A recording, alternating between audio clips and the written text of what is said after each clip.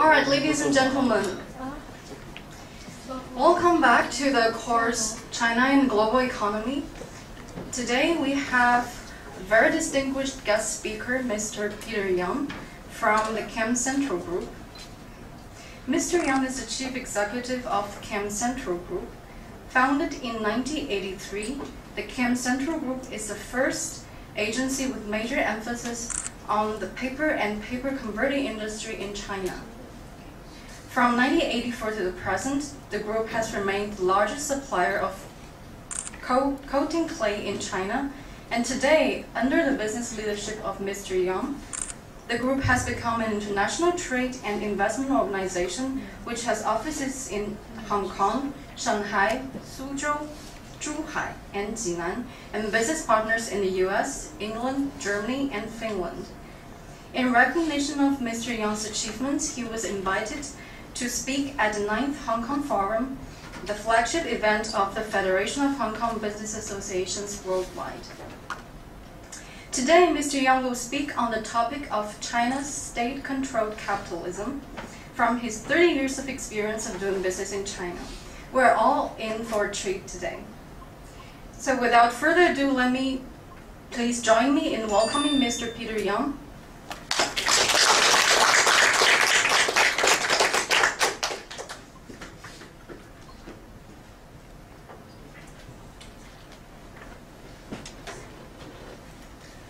Hello? Can you hear me all right? Very nice to meet you all. I wanted to say a little bit about myself. I think you got the picture there. It's my little girl. She's 5 years old. She's not yet a student here, maybe sometime in the future. So I'm going to, at this stage, going to give you some information about our group.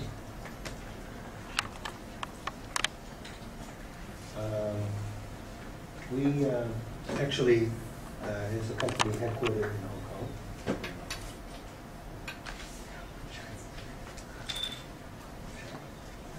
So we were established. Can I use this or should I use the other one?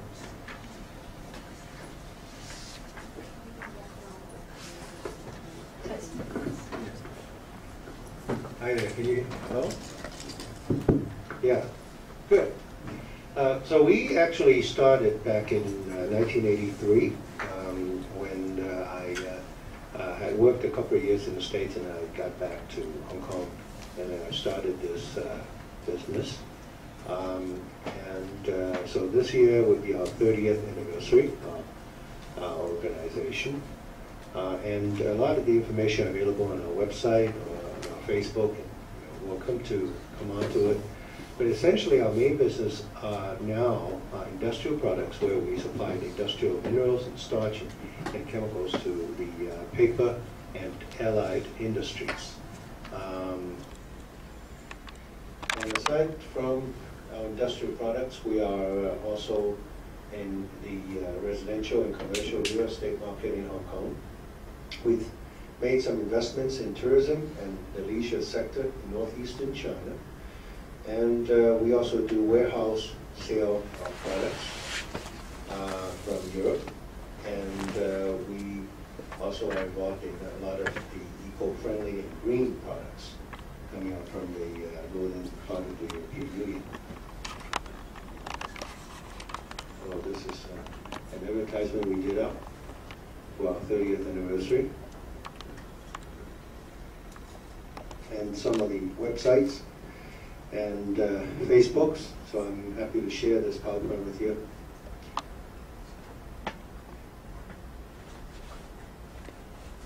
All right.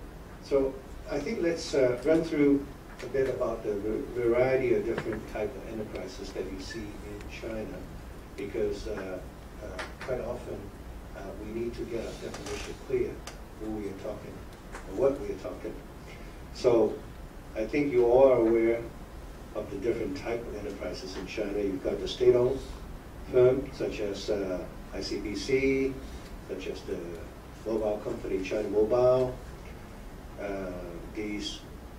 Some of these are listed on the stock exchange, and some of these are not yet listed on the stock exchange. For example, First Automotive Work, FAW, out of Changchun, which is one of the largest automotive producers in China, actually are not listed on any stock exchange. So some of them are listed, some of them are not listed. I want you to be aware of that. And then, of course, you've got the Minchi, which is another way of saying a locally owned enterprise. Local, supposedly owned by local entrepreneurs. Some are listed on the market, some of them are not listed. And then you've got the Sino-foreign joint venture, like, for example, Shanghai Volkswagen. It's a Sino-foreign joint venture. Now, these Sino-foreign joint ventures, incidentally, are a rapidly vanishing category. And going forward, I think the next 10, 15, 20 years, I think that you will gradually start to see many of these earlier years joint ventures winding down as more foreign companies invested in their own WOFE, W-O-F-E. Everybody knows WOFE, what it stands for? Please tell me.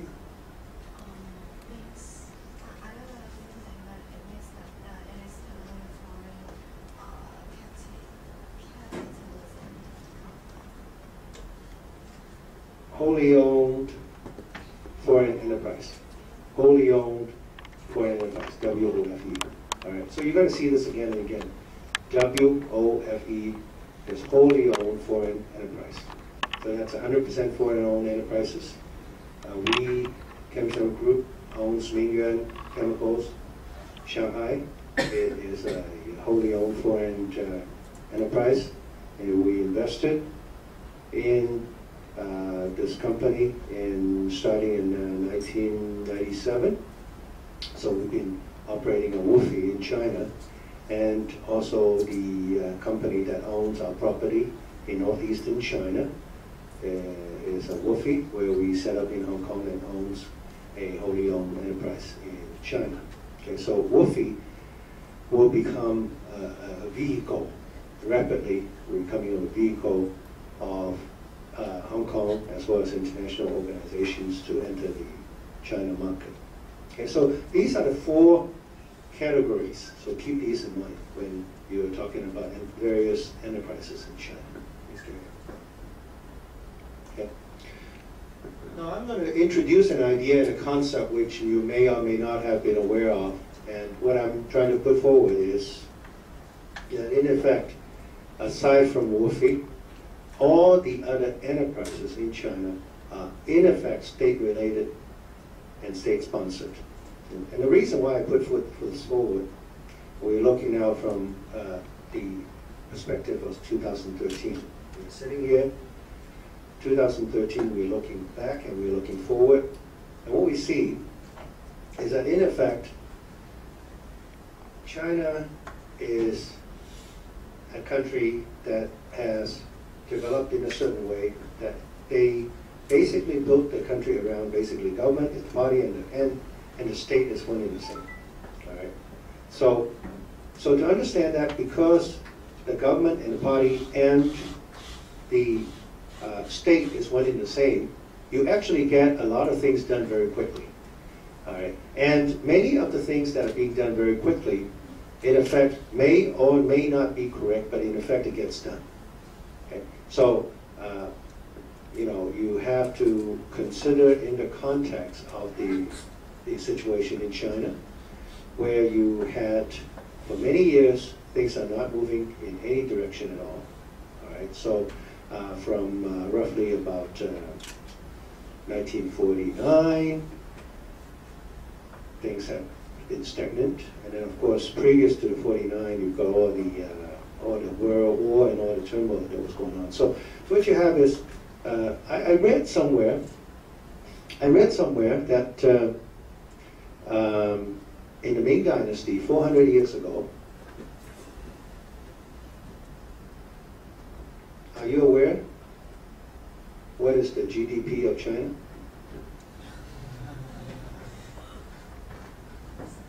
somebody give me a guess?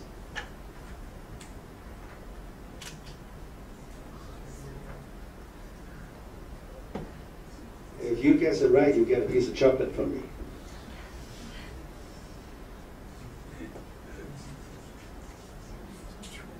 So go back 400 years in the 1600s. Raise your hands. Audience participation are encouraged here.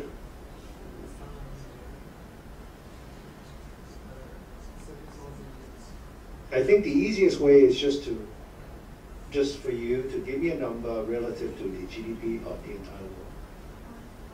Because obviously, you know, the issue with currencies are not relevant because there was different currencies and they were using coins in those days and pieces of jade, you throw jades around. Please speak up, please. 3%, 4%. Somebody said 20? 15? 0.9? 30 to 40. You are an optimist. 10%. Huh? 10. 10? Somebody said 10? Okay. Anybody else? So this is 400 years ago. 400 years ago. So it's in the 1600s. Anybody else? 25. Numbers are all over the place. Not 100. Nobody said 100.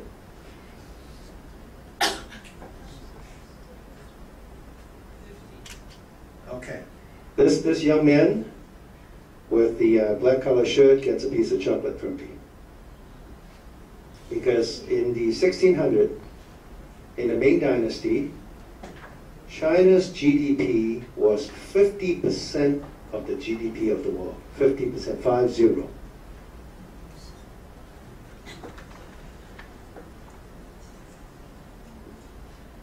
Are you there with me so far? So I'm going to give you another chance to get another piece of chocolate. Is between then and now, we had 50%, and that was the peak 400 years ago. Tell me the low point and how many percent. If you guess it right, you get another piece of chocolate.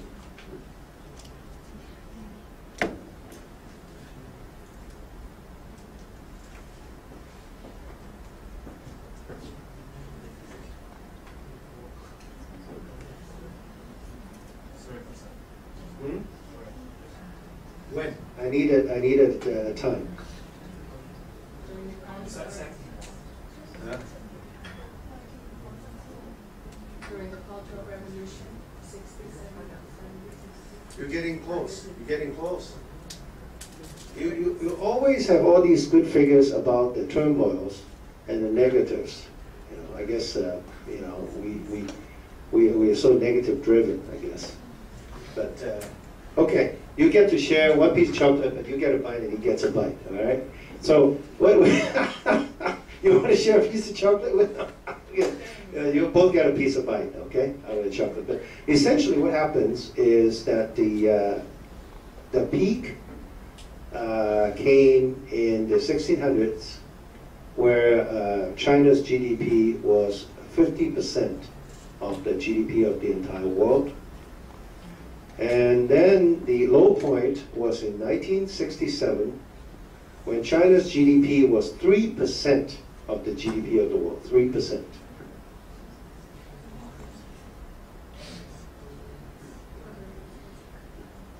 So I think that if you were living 400 years ago, you are living in a country in China which occupies 50% of the GDP of the entire world. Yeah? So China was a fairly substantial country back 400 years ago.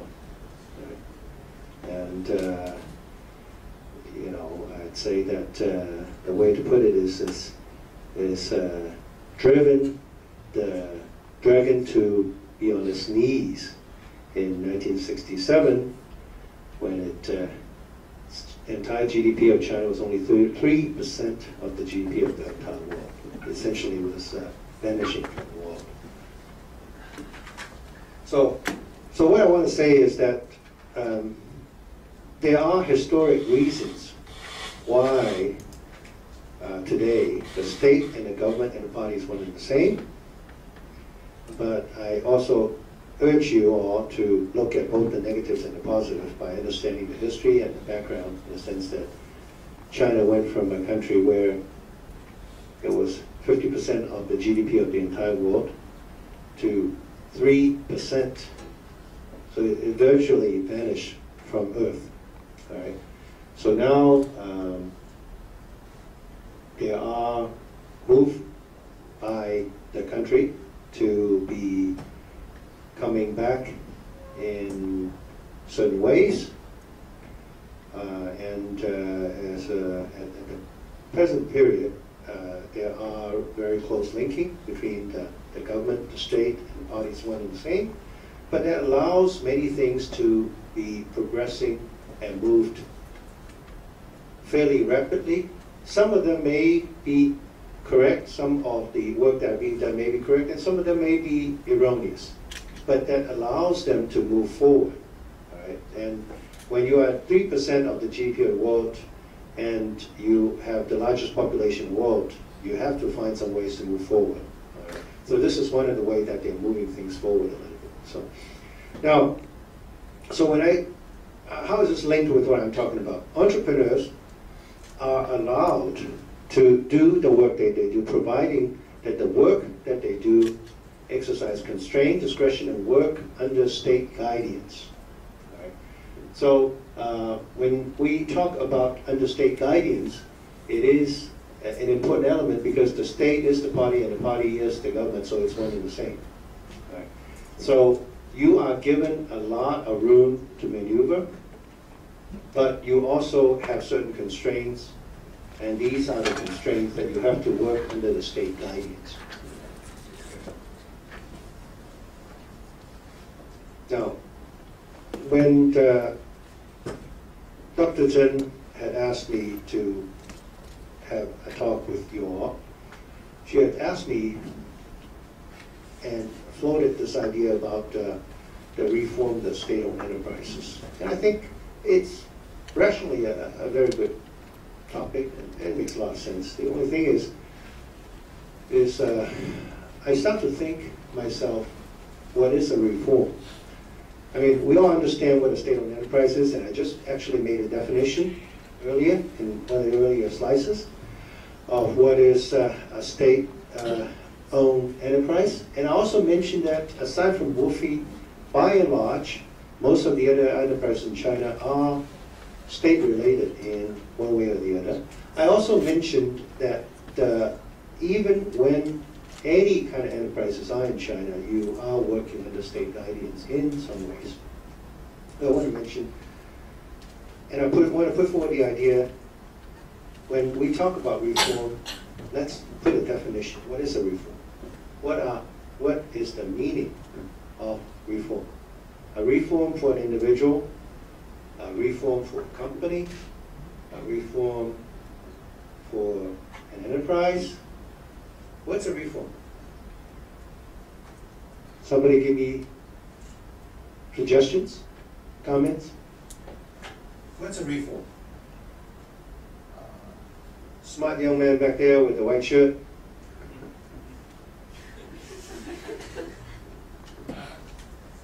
Reform, I think, is changing the growth that exists. Some change is reform.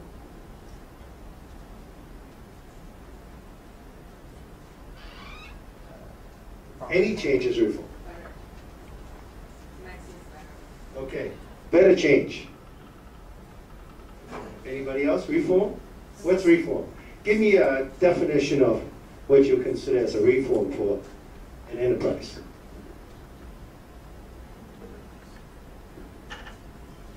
I think it's a drastic change of directions in either the management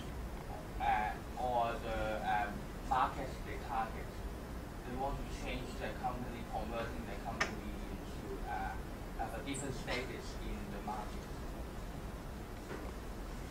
Would you consider this as an addition to what they're at the present time doing? This is an add-on, or this is something that has to be stopping what they are presently doing and they do something else? I think they can either be lowering the proportion of the current business and to start some new ones, or they change their chain of productions into converting different types.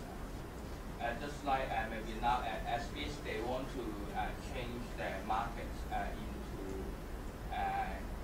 targeting another type of customer. Different market sector, different potential customers, or seeking some revenue from different directions. Yeah. Anybody else?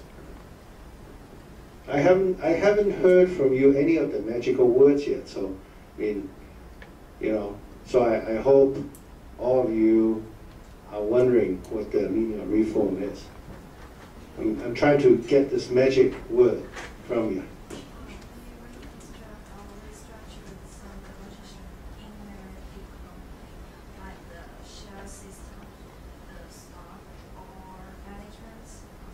You're getting close, you're getting close. What's the magic word I'm trying to find? Tell me. I would say it's a change in the fundamentals of the system. You're getting close. But still, that's one magic word I'm looking for. Huh? Ownership. Very close. Very close. We have a group of very smart students here. I think it's changed the planning coming to the market. Very close. You're all very close. Huh? Change the what? Regime. No, not particularly.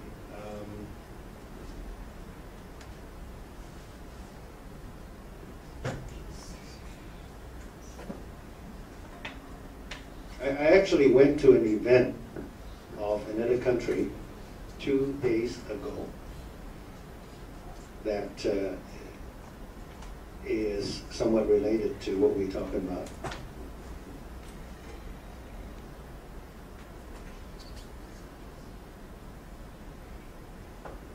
Give me that magic word. Sorry, institution. No. Starts with P. Like my first name. All good things starts with P. Policy. No.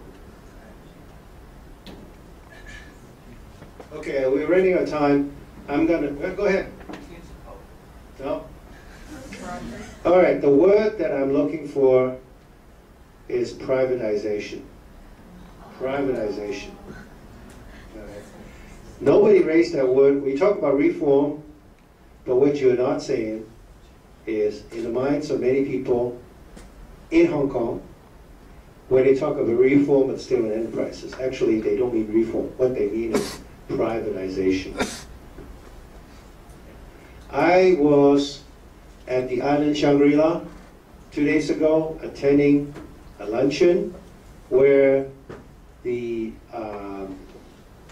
heads of many of the economic and financial and state-owned enterprise division of Russia was in Hong Kong because the Russian Federation is interested and intending within a very short period of time to privatize many of the state-owned enterprises. That includes airlines, that includes railway, that includes many of the other utilities such as electrical and natural gas and oil and liquor and all kinds of the monopoly they are looking to privatize, and they are seeking Hong Kong investors. If you are interested to know more, let me know after this, or my assistant Wendy. I can pass you all the information that I received during this event, but essentially what they wanted to do is they're seeking privatization. So the word I'm looking from you when we talk about state-owned enterprises of China is privatization. Right. All of us, we are looking for privatization, meaning at some point in time, you can already buy shares in China Mobile, which is a state-owned company. You can buy shares in ICBC. Yeah? But you have no voice in being able to make decisions with ICBC. You have no voice in making any decisions with these companies. So what you have with the issue with privatization is that they are allowing individuals and or companies to acquire a certain percentage of these state-owned companies. All right. So at this present stage, the largest shareholder of any of these state-owned enterprises is the state. And what Russia wants to do is to start to go forward in moving the state out of these enterprises. And at the rate things are going right now, I think that Russia is moving in a direction that is perhaps going to make some significant differences. All right. So they're doing the shocker effect. What they're saying is, instead of China moving one step at a time, I am going to upstage China, and I am going to do a bit jumping, so that instead of China giving a little bit maneuvering on the state-owned enterprises, I am, or Russia, in this case, is going to outdo China, and I'm inviting HSBC, I'm inviting Goldman Sachs, I'm inviting all these other people come in and say, hey, I'm really determined and I am going to move forward quickly, so don't go to China, come to us, come over to see us, and we're going to sell you 15% of the state company, or 20%, and you're going to get a couple of different seats on the board of directors, and you're going to be able to call the shots and make some decisions. All right. So what we have is we've got a situation there. We've got the understanding issue. We've got what is the interpretation. How much reform, and we just talked about that. We talked about. So these are things that are happening in today, 2013. All right. What's the timetable? All right. The Russians are telling me that in 9 months we got to privatize 20 companies. All right. First, and then the Consulate General in Hong Kong, he talked to me after the event. He said, Mr. Young, just keep in mind, we have one thing we say in Russia, and you also say that in Hong Kong, that's called first come, first serve. So, and he said, well, please bring your money and come over quickly. So this is the kind of thing. So, right now, many countries, not just China, is looking for investment capital. They're looking for companies and individuals to come in and to be able to help their country develop. China has done very well, but we are now at a juncture. We are now 2013. We are roughly about 30 years from the opening up with Deng Xiaoping. So where is the next Deng Xiaoping? Do you see? You have to tell me. Maybe you already have somebody in mind. But the thing that we need to look at for China, of course, is the need to move forward, Deng Xiaoping style, but somebody who will take that bold initiative to, instead of moving one direction, and moving at a pace of a turtle, to move forward quickly and to have bold steps. Because if they don't do that, the Russians are going to do this, the Ukrainians, and many of the Central and Eastern European countries, and perhaps even the African countries and South American countries. So what you see here is you see the world moving ahead, but you see all of these different countries are actually competing against each other. And this is really the exciting part of the work that we do. Right? This is the exciting part of the work we do, because in today, we are not necessarily needing, as Hong Kong enterprises, to be investing in China. We can invest in Russia, we can invest in Africa, we can invest in South America, we can go to Australia, we can go to some of the new European Union countries, and all of them are very, very interested for Hong Kong capital, Hong Kong investors, Hong Kong entrepreneurs, because they all know that Hong Kong entrepreneurs are the best in the world. So, please carry on. I wanted to put some forward to you and introduce another idea. And I think some of you may have heard about this, but tell me a little bit, you know about the G8 and you know about these major industrialized countries, right?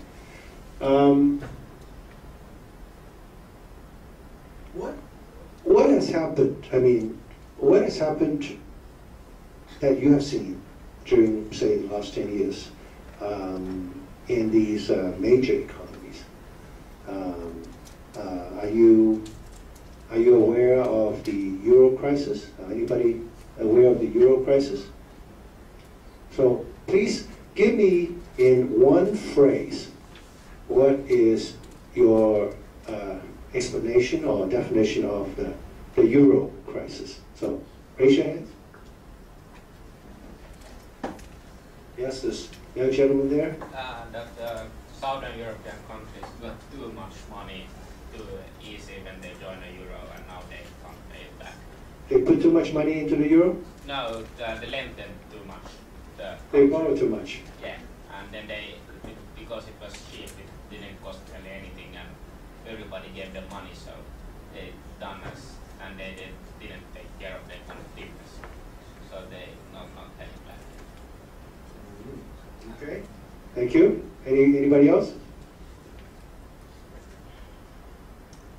It came from two sides. There was the financial problem, which reflected reduction came from the United States, and then, as he says, it's true that the real economy in Europe wasn't being, especially amongst Southern countries, wasn't growing sustainably.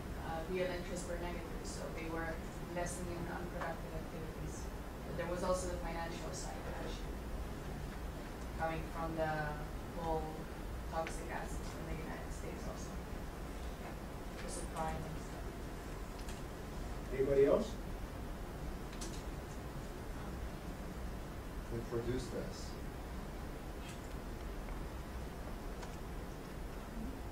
They produce less. There was a lot of debt in the private sector, and the governments have been the ones trying to save the banks, especially, so they are the ones that have to handle the debt now, which is causing the debt problems.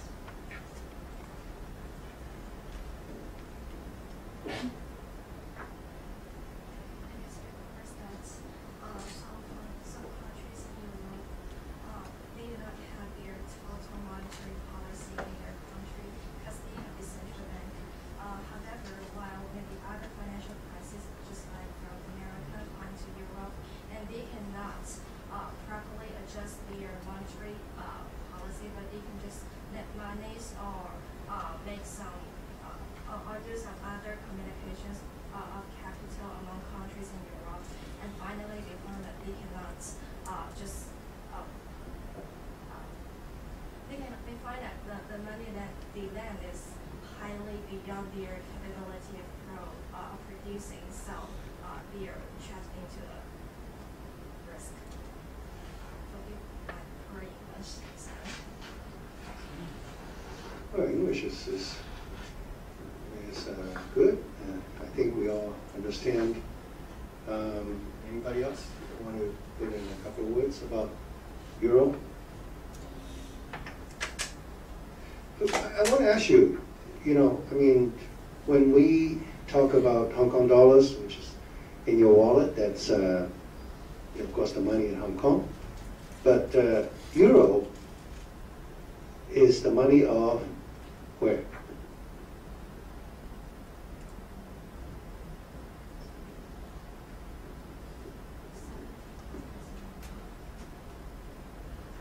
So you have to step back a little bit, and you have to do a bit of thinking, because we understand that these country, they come in and they issue this money in paper, and it's called Euro. And Euro is issued by a bank called the European Central Bank, which is owned by many governments. And I think that's fine, but is Europe a country, or is not a country? First, you have to answer the question: is Europe a country or not a country? So if European Central Bank is in trouble, what's going to happen? Who's going to put the money for the European Central Bank? Some of these countries, right? Yeah, but the people say, but how much? How much? Is it based on the share? If you have 10%, then you put 10% of the money they need, and 15% of that amount you need. What if one of the shareholders has no money to give? That they print some more money, just print some more euros. So it has to be backed by somebody, right? I mean, if you go to a bank and you float a loan, the bank says, okay, you give me some asset, or give me some gold, or give me some. You have to give me some collateral, otherwise I'm not going to give you the loan. So there needs to be some collateral. So this issue with the euro and what it represents has been put together very quickly. I think you may or may not be aware that there was a move in Europe after the collapse of the Soviet Union to integrate the European countries so that the likelihood of having another world war is less likely, because most of the European countries have suffered greatly during the Second World War. As a result, they're very inclined to move in a direction so that the turmoil and the destructive force of the Second World War will never happen again. Okay? And if you look at many of the things that have happened during the last 30 years in China, what happened is the leadership in China actually are doing things, and they're still doing things, to ensure that the turmoil and the destructive forces of what happened in the earlier 200 years in China do not happen again. So I think that what you have in Europe was a move towards forming the European Union, forming the euro currency, forming and inviting new members into the European Union, and all these done in rapid succession. And it was done without really thinking very carefully all of the issues regarding what if something happened, what if something happened. And just like what I said earlier with China, the advantage of China having the state and the government and the party being one is that they are able to move things forward very quickly. So they can build bridges, they can build the railway. Who would have ever thought 10 years ago that China now had the largest high-speed rail network in the world? I think nobody. I think if you go back 10 years ago, you ask somebody, nobody would ever expected that China would have the largest high-speed network, rail network in the world, and nobody would ever expected in Hong Kong that this would come to Hong Kong and this would actually have a high-speed rail destination here in West Kowloon. They're building now the terminus of the China high-speed rail. So, has any of you ridden the Chinese high-speed rail? No?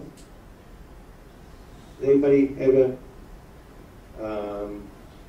high-speed train, 300 km per hour plus? If you haven't, you should take a ride. You can try it, say, Hangzhou, Shanghai, for example, very high speed. Yeah. So I have an apartment in the Suzhou Industrial Park, and from Suzhou I get to Shanghai in 80 minutes, and I timed it myself. I use my watch. Used to be 2 hours, now it's 18 minutes. So you can go to work in the morning, beats all the traffic, work during the day, and then it takes 18 minutes to get back. So very, very good high-speed rail. And if China does not have this, earlier what I put forward with this government and the state and the party all being the same, I think that it would be impossible for China to build all the bridges, all the high-speed rail, all of the things that you see in China. Instead of taking the last 30 years, it probably would take 300 years. And even at 300 years, it's not going to get this. So you can see how things have moved. Now, what happened? Going back to my talk there, I talk about G8. It's moving backwards. Since 2000, most of the government have become bigger, state have become more dominant, and in more control of the business. So here we talk about China, state-owned enterprises, and reform. All right. Now I want to cut you an opposite view, because we are sitting in a prism and we are looking at the prism from the other direction. And the major countries, United States, Western Europe, during the last 10 years, during the last 13 years, instead of privatization, instead of liberalization, and especially after the financial crisis of 2008, they've been moving things backwards. The government have become bigger, the state have become more dominant, and they are in control of businesses. All right? And the state is telling people, you need to do this, you need to do that. All right? And if you have a bank account in Cyprus with your retirement money of 10,001 euro, what's going to happen? Do you know what happened? You lost 60%. So if you have your retirement money, in Hong Kong we call 棺材本. Your retirement money, 棺材本, yeah, you go into the grave with your money. Yeah. So 棺材本. And if you have a 棺材本, it's over 100,000 euros, which is not a lot of money. Not a lot of money. You will lose 60%. And that's very sad. That means the government, and this is not China, all right, we all sometimes when in our minutes of frustration, we are frustrated about some of these state-owned enterprises in China. We are talking about some of the issues in China, but what we don't see is that in the G8 countries, most of the government have become bigger, more dominant, and more controlled. Right. So, did you all know about the story about the Gérard Depardieu? You know Gérard Depardieu? The French actor? who went and got a Russian citizenship. You know about this? Why does he like to get a Russian citizenship? Please tell me. Because Francisco Hollande put the 75% tax on income in France. Lower tax. Yeah. Did you know that he's already paying a lot? Yeah. Yes. So did you know that even without the 75%, France and the French people are heavily taxed? They're taxed from, even when they're sleeping, they're being taxed. They're taxed left and right and center. And it's one of the heaviest taxed country in the world. And then this famous French actor, he said, I've had enough of this, I'm going to Russia. So that was on the news. But it is just, I think, it's a marvelous thing that are going on today, because you see all these things going on. What you're seeing is, you know, you see some of these countries that are moving forward and being privatized, like what I mentioned earlier about Russia. We were talking a little bit about some of the reforms of state-owned enterprises in China, right? But at the same time, the boogeyman has went to the G8 countries. And these countries are saying that we want more money from you. We want you to be working for the state. If you are paying 75% income tax, and France has roughly about a 25% VAT, what does that mean? That means that you have nothing in your pocket because you pay everything to the state. Everything. Right? Everything. So you work and you end up with zero. All right. So who knows the term too big to fail? Ever heard of this? No? No? No idea what it means? Where does it come from? In a book? Okay. What is too big to fail? Come, give me a couple of hands. Why is there a term called too big to fail? It's a very important term for us living today in 2013. You must understand too big to fail. Please, go ahead. It's the kind of enterprise or institution that has way too much of an important influence within the whole system for it to be allowed to fail, because the stabilizing effects from the whole system would be way too important for it to be allowed to fail. Is the city university too big to fail? Sorry? Is the city university too big to fail? Probably not. It's important, but we compare it to certain other institutions, I guess. Anybody else want to say something about too big to fail? The phrase too big to fail? It's an economic theory, which means that if some companies are just too large, and if they fail, then maybe they will have a big influence of the whole country, and then if maybe they have some problems, and the country, the state will not just say it's failed, and that maybe makes it too big.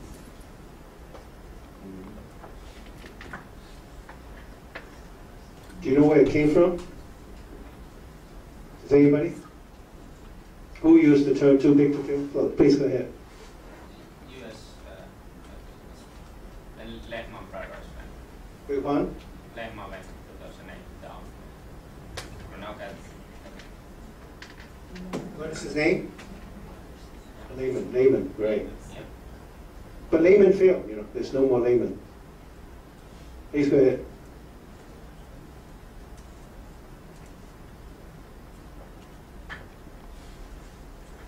Okay, I want to urge you to keep this in mind, because I think this word too big to fail will come back again. All right? And the reason why I say this is because, first let me tell you where it came from. Was I think you all know about Lehman, you know what happened in the crisis of 2008. But what happened is there was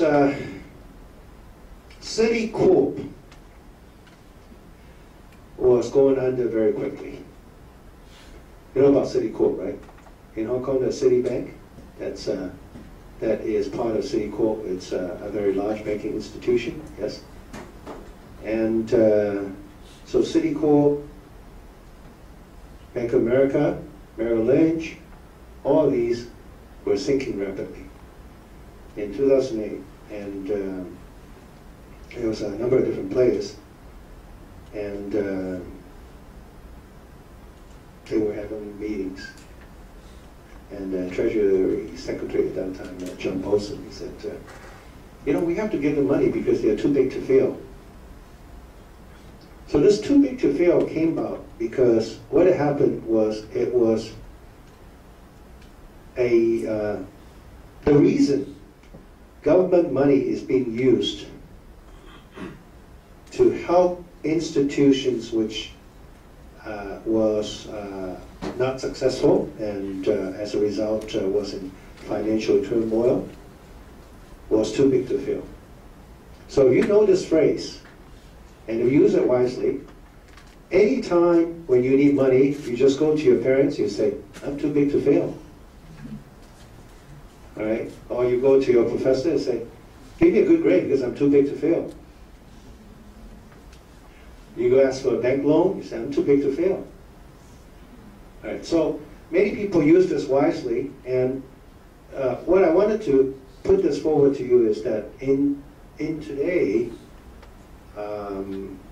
many things that you come to interact with have to do with economics, have to do with finance, have to do with how you perceive the overall picture in the world, you know, and also the currencies that are moving up and down and changing all the time. And it is becoming more and more relevant that the governments are not behaving in a way that you think the governments are behaving. The governments have failed the people. And I think the governments have failed the people, but you know why? They're too big to fail. Now, the other term we need to look at is too small to save. So the small guys end up less. Okay? Too big to fail and too small to save. A couple of final words about state sponsorship, where this term, state-sponsored capitalism, where actually came from a financial analyst in the U.S. He said that the model in China is called state-sponsored capitalism.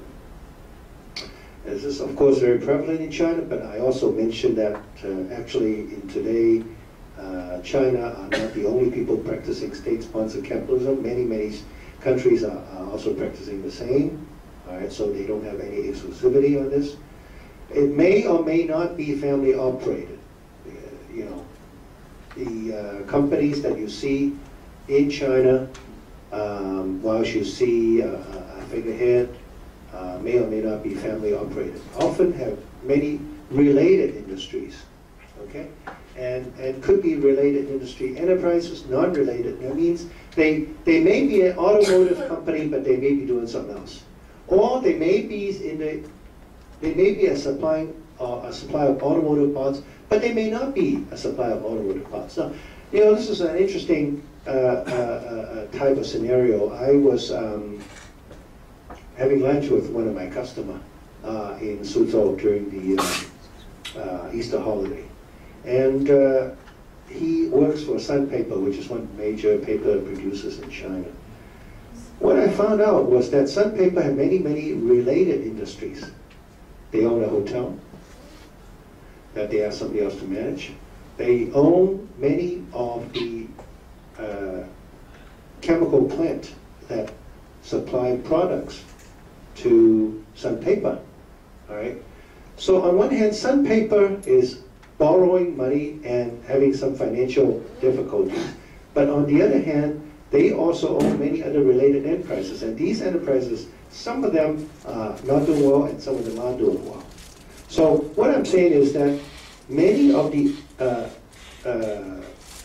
state-owned enterprises, many of the local enterprises, so-called 民企, local enterprises, In effect, they own many related enterprises and non-related enterprises. Some of them are property related, some of them are financial related, and some of them may be related to their business or the downstream or upstream. Okay? And so there are multiple interlocking interests.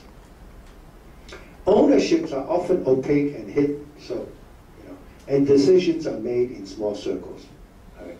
So what does this mean? If you look at this and you look at what I put down here, it's actually very similar to a family company in Hong Kong. All right. So state-owned enterprises in China and or Minqi are not that different from family enterprises in Hong Kong. It's not what you think they are. It's what the reality of the pictures are.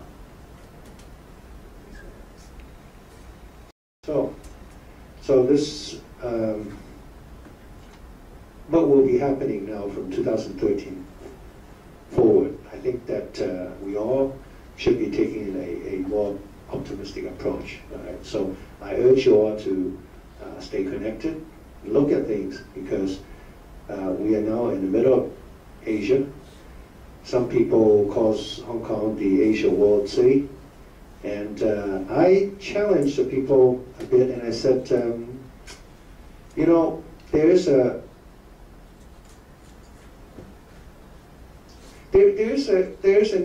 language interpretation issue, and I wanted people to think a little bit, because if you go to one of the Cathay airplanes, they put Hong Kong Asia World City. Have you seen this? Asia World City?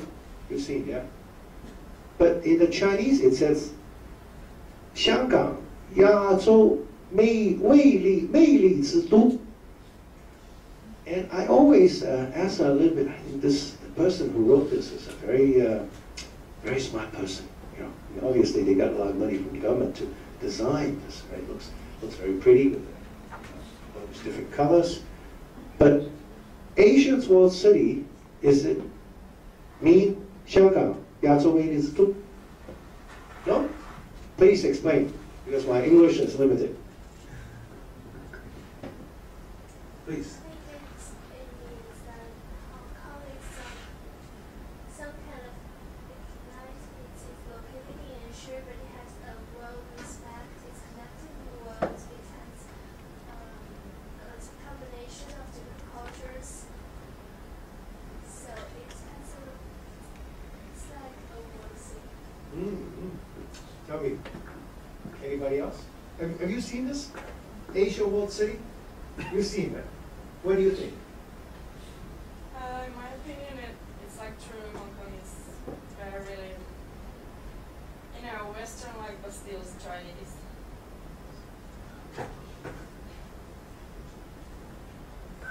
Do you know what?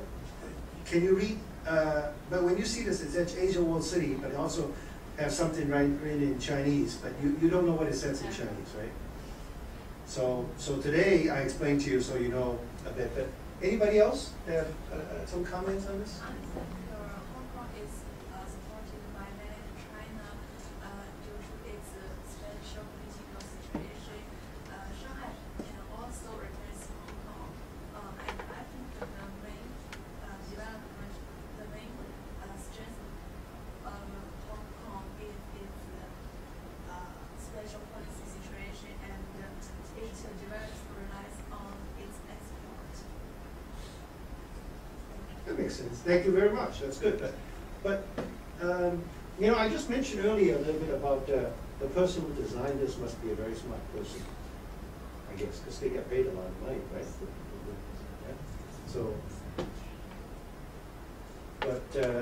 Yeah. I mean, sometimes I think about things. Maybe I could be wrong, but I think about things, and I said, this person is a very smart person, but why is the Chinese and the English translation not the same? Yeah.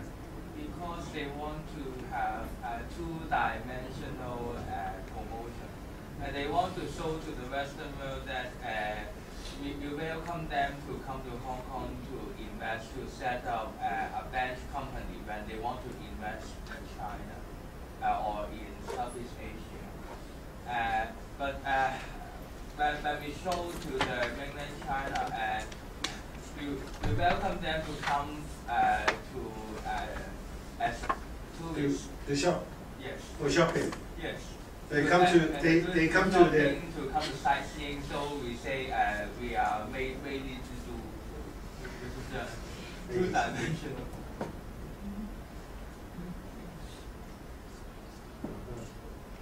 You know, the person who did this, they must have given a lot of thoughts, don't you think? I mean, they get paid a lot of money to design this advertisement. And, you know, I thought maybe they're trying to put two different images, just like our friends here are saying. That's correct. Maybe. But keep this in mind that maybe they're trying to send a message. They're sending a hidden message. You know, it's like the Da Vinci Code. Trying to send a secret message. A secret message that you may not be aware and you may have ignored it. It's like the Da Vinci Code. If you know the code, then you can get this message. There's a message.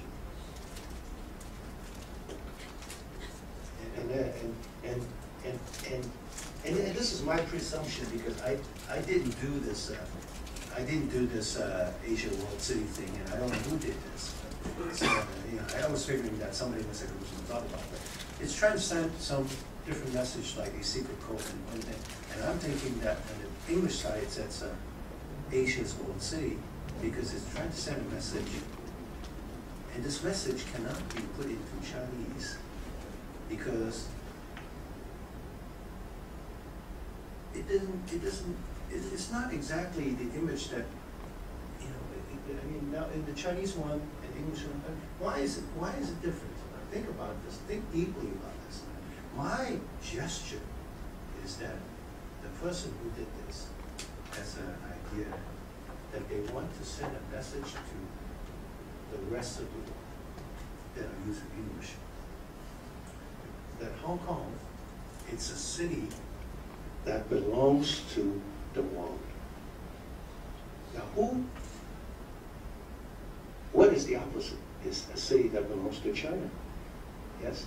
So think about this when you use this, because what they are trying to send a message through is that Hong Kong is Asia's world city. Right? So Hong Kong is Asia's world city. Now the same person who did this can say Hong Kong is China's world city. So what I'm trying to put this to you, and just keep this in the back of your head, is that China already has a world city, that's Shanghai. Hong Kong is Asia's world city. So it is a city that belongs to Asia and belongs to the people of Asia and not limited to China. And through this, they're trying to send a message that in Hong Kong, we are open, we are free, and we welcome, and we want the people, not just from China, but from the entire Asia, to be part of Hong Kong. So that's why it is Asia's world city. All right? Okay, so the next is, I see a more balanced role for major economies. I think that they aren't going to be dominant like it had in the past. In the past, there have been a lot of dominance by a number of economies, mainly Western Europe and United States. I see going forward a more balanced role for major economies. You know, so of course China, but also Brazil, also South Africa, yeah, or these BRIC countries or BRICS countries. I think they are going to be doing well, and I think the future are looking more balanced role. All right, for Hong Kong companies, it's time to be investing in these countries, these other countries in the world, not the G8, right, not mainland China, but to go out to these other economies because they will become successful. They will continue to grow and develop. Right? However, China will continue its reform. Okay, so please don't misunderstand that China is not a good country for investment. It still is, and it will be. And it will be a very, very good country for growth and development for Hong Kong enterprises. We ought to be continue to do more in in China, all right? And as far as the reforms are concerned, it is going to be reform, but again, you need to define what kind of reform. Are you talking about privatization? Are you talking about a timetable for certain things to happen? You know, you need to be thinking and making some clear picture of what your expectations are. I think that there will be some changes, and I see many positive aspects. I think we are moving in an extremely positive direction. So what I wanted to say is, you know, you've got a lot of things going on around the world. Now, students from CityU has a great opportunity now to be actually doing something with the entire world now moving in the more for more development. And I urge you all to have an open mind and look at developing economies. That's where the future opportunities are. All right. I think this brought us to the end of these discussions, and thank you very much. I look forward to seeing you all again sometime. Oh, we got one last one. This is one from the Wall Street Journal. And this actually was from a long time ago. This was actually just about the time, I think I got this somewhere in the mid-'80s. So I think you can see this person with the Mao suit. It says China on it. And you can see Uncle Sam. And Uncle Sam is saying that, I don't want to sign a trade normalization treaty with you. You're a bad guy. You know, you are oppressive, you're not democratic, and you're a bad guy. And then this guy, the guy that looks like Mao, you know, he brought a piece of paper. He said, "You make money. You make money." It's like this Russian consul general said to me, you know, "First come, first serve." So, and then this guy, look at this Uncle Sam. Look at the face here. Yeah. And he said, "Oh, okay. Well, then it's not so important. I just wanted to make some money." So you can see this is a comic that I've had with me for almost 20 years. Yeah, this is almost 20 years ago. Okay. Still, things are still the same. Things are still the same. Thank you very much.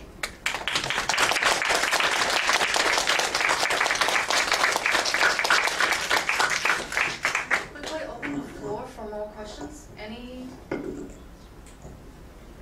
would like to ask a question? Very good opportunity.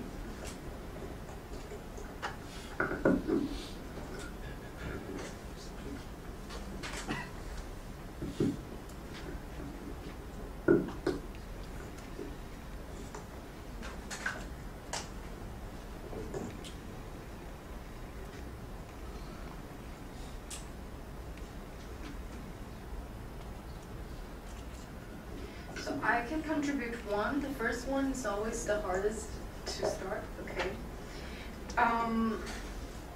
I have a question here that some words related to your experience of doing business in China.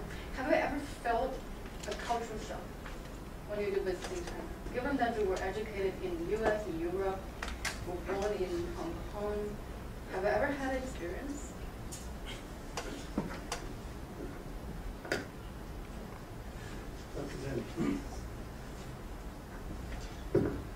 Dr. Zhen, the word culture shock is an understatement. I think that it's beyond the word culture shock because I have been doing business and traveling in China for 30 years. And during that period of time, I've seen a great deal of changes. And I continue to have to adjust my expectations. I have to continue to be willing to be flexible. And I think that this cultural shock issue is a very important element to train oneself to be adaptable.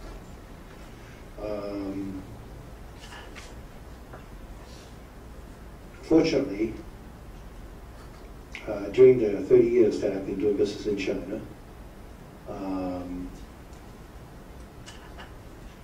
I continue to have the convictions that China is moving in an open and positive direction.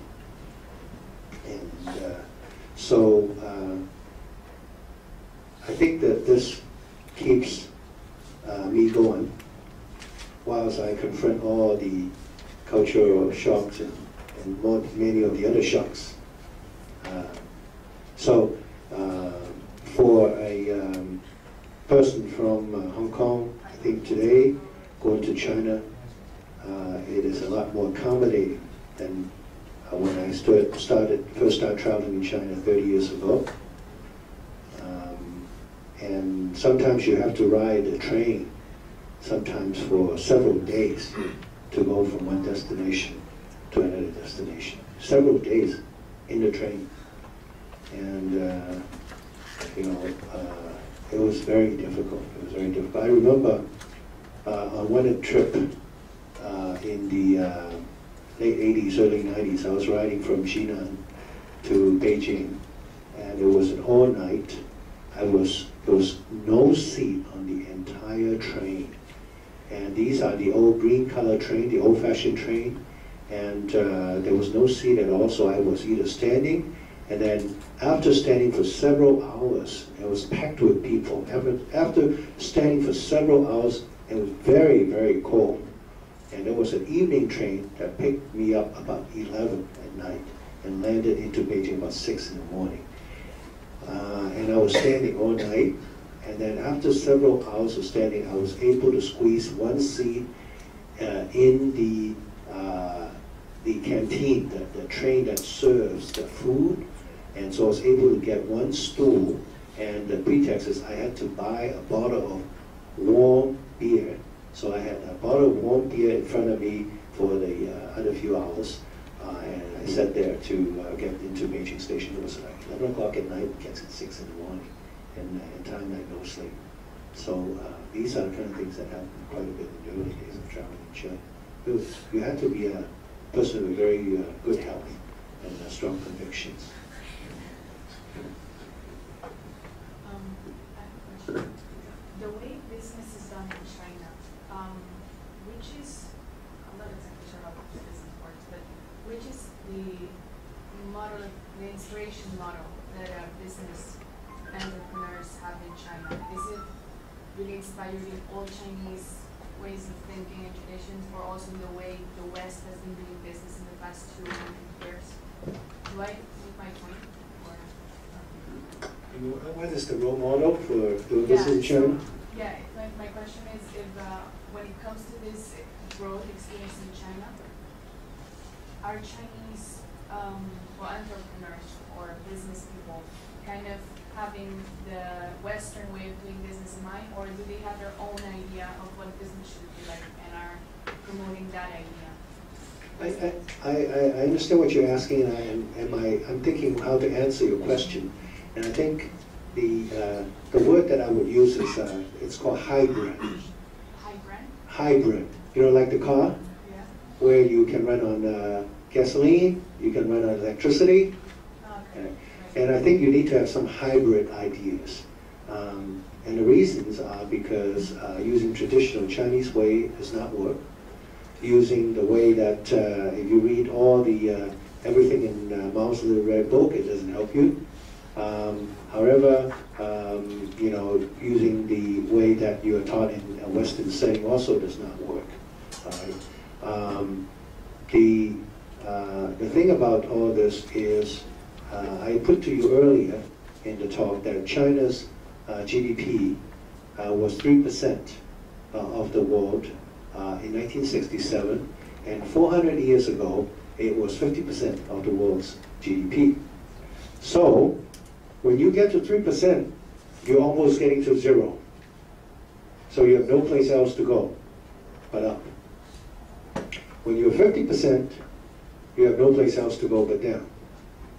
Now, if you are sitting in the United States and you are sitting in the US, you actually have a situation where you have to consider, because you actually had a situation where you're a very substantial part of the GDP of the world. So, you would have a very similar situation as China was 400 years ago.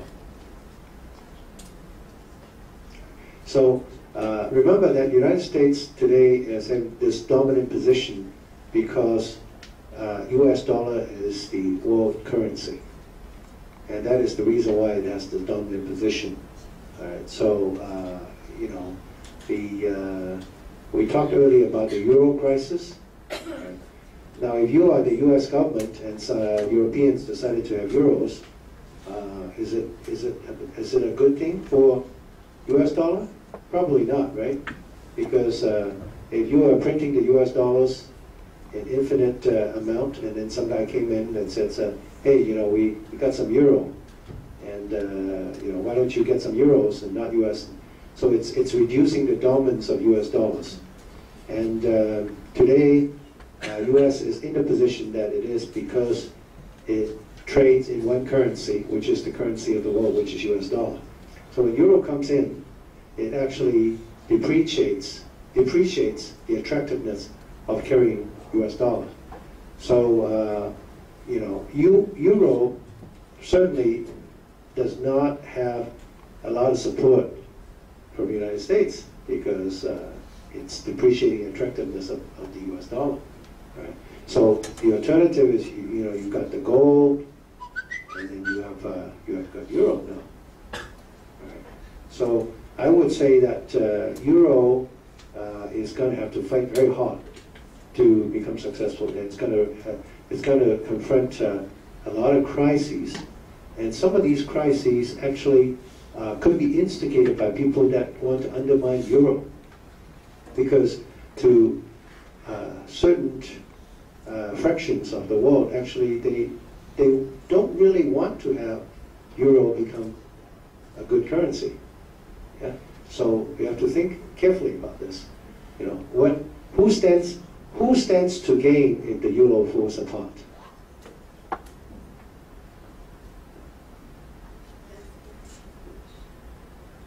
wanted to have your opinion about the heavy investment of China in Africa. As you are working in a chemical company, I would like to have your point of view about this. It's very interesting. I think you ought to go to YouTube, all of you, and go to and then go to YouTube and type in Angola and China. And what this TV station called Vanguard did a program about the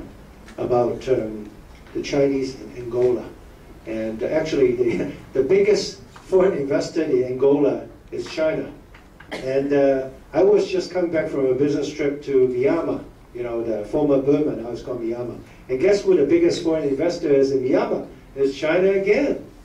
And actually China is become very successful investors in many of these developing countries. And I think more and more so, we see China and China's financial muscle and also the technical muscles at work at many of these countries, helping them with development. And another thing I think is the aid from China, no strings attached. That means we don't ask you questions what your government does. It's okay. We just give you money, please do your work, etc. So if you look at this TV special, you will find out that the government of Angola is very happy. Oh, we got the Chinese coming in, give us this and that, and no strings attached. The Chinese are helping them with their mining. Chinese are helping them with building the schools, building the churches, building the railway, etc. So I think it's positive because many of these countries are impoverished countries, and a country such as China now is helping them in their development. And in a way, they need to go through that stage of development to at least allow them to bring all the resources, bring all the agricultural products into the market so that they can supply the products. So for countries that are very poor, what China is doing is helping these countries to become less poor. So when you are very poor, isn't it better to be less poor than to be always poor? Or do you want to be always poor? So in some ways, there needs to be, and another thing, you know, it's not without risk for China. I mean, China is taking also a big risk because they may end up with nothing. So it's like going to the casino in Macau, you know, and gambling. They may end up with nothing. So sometimes people look at it and say, oh, the Chinese are trying to get something. You know, you see in Financial Times and you see Wall Street Journal, you know, they're always being very negative about Chinese investment. But when these countries have nothing, it's better that somebody is giving them something to allow them to go from nothing to a little bit better than nothing, rather than continue to stay living in nothing. All right. And these people, they have clean. They can have clean water. They can have a place to live. They can have a place to school. And the Chinese money is allowing them to do that. So why are some of the media so against Chinese doing that? And you know, I mean, it seems to me it's a positive situation. It gives also the Chinese people a very positive image in the international community. Okay? Remember that if people don't have food to eat, don't have safe water, don't have schooling, they're not going to go from the poorest to a little bit less poor. They need that just to go from very, very poor to a little bit less poor. So that's what Chinese are helping them do. Yeah, please.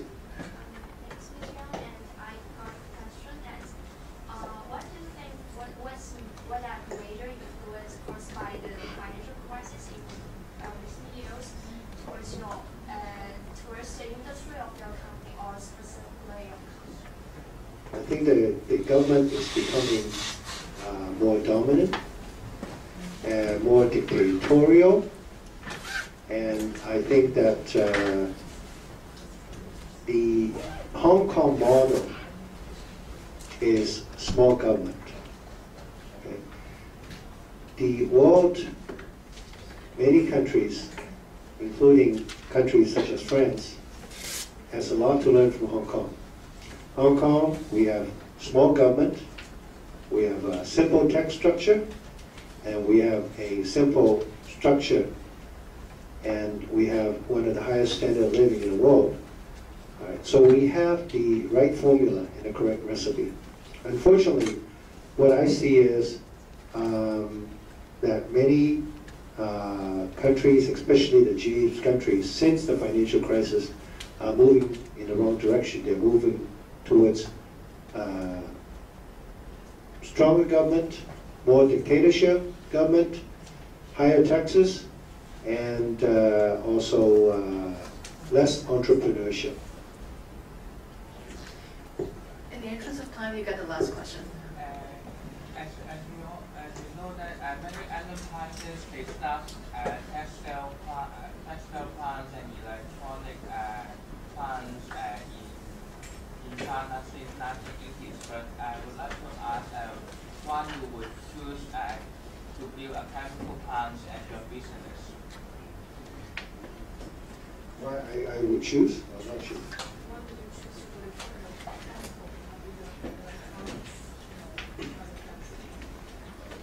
Well, when I have, you know, chemicals are part of our life.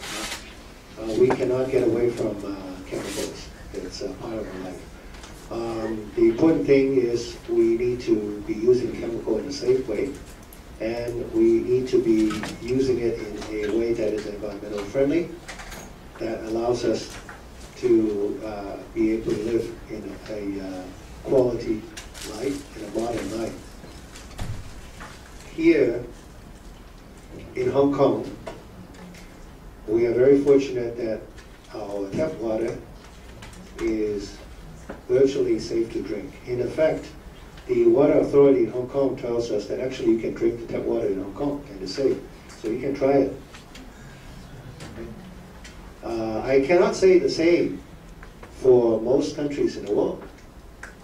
So, so living in Hong Kong and having safe water to drink, and having running water, and having electricity, many of these are technological advances that we had, and bringing the technologies into what we have today. Okay?